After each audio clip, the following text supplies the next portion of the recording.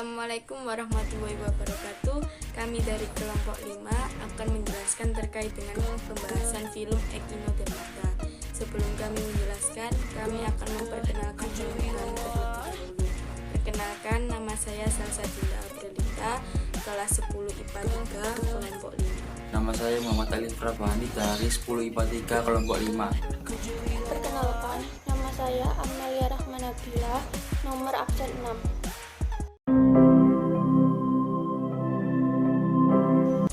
Di sini saya akan menjelaskan tentang morfologi Echinodermata.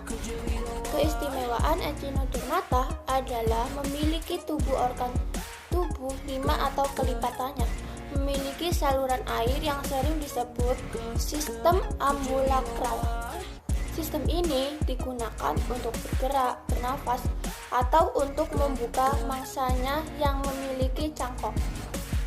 Ciri umum lainnya adalah pada waktu masih larva, tubuhnya berbentuk simetris bilateral dan hidup sebagai plankton, kemudian bermetamorfosa menjadi simetris radial ketika dewasa, tidak berkepala.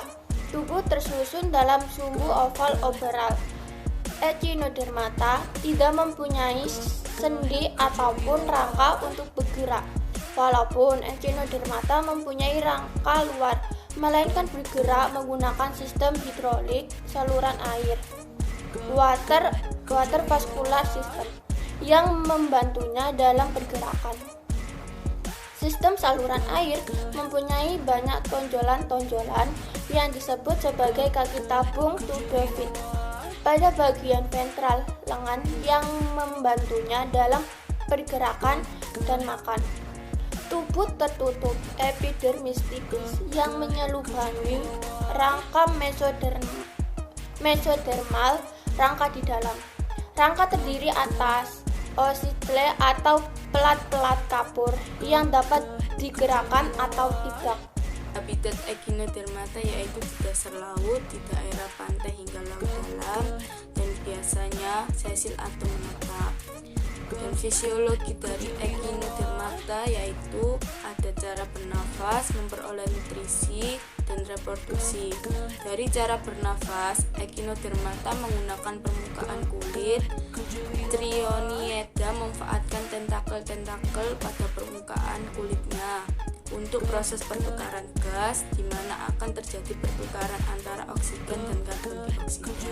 Cara memperoleh nutrisi yaitu dari mulut yang terletak pada pusat permukaan oral yang dikelilingi oleh peristomium yang bersifat membran, dan makanannya berupa organisme-organisme yang lebih kecil atau sisa-sisa organisme mati.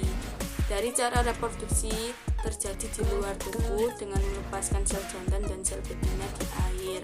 Kemudian sel ini bersatu akan membentuk proteus atau larva yang bersilia yang akan mengalami metamorfosis dari bentuk bintang laut menjadi bintang ular. Saya akan menjelaskan tentang klasifikasi Echinodermata. Echinodermata dibagi menjadi 5 kelas, diantaranya Archoidi, Asteroidi, Holoturoidi, Ophiuroidi, dan Crinoidi.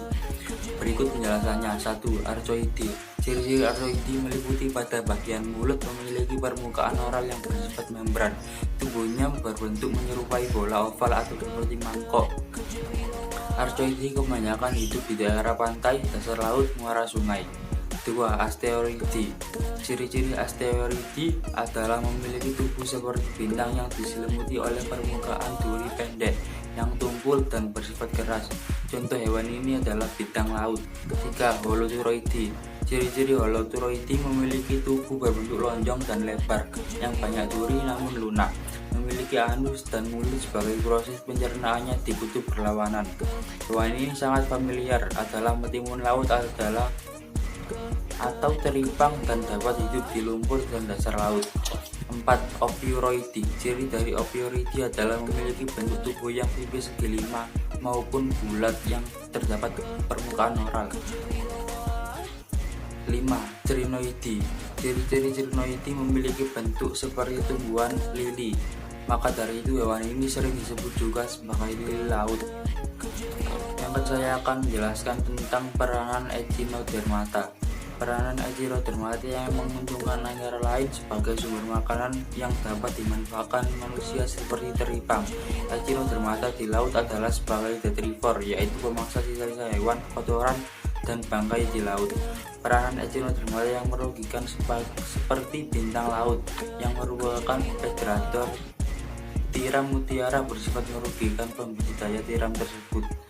Sekian dan terima kasih penjelasan dari kelompok 5 tentang materi Echinodermata. Wassalamualaikum warahmatullahi wabarakatuh.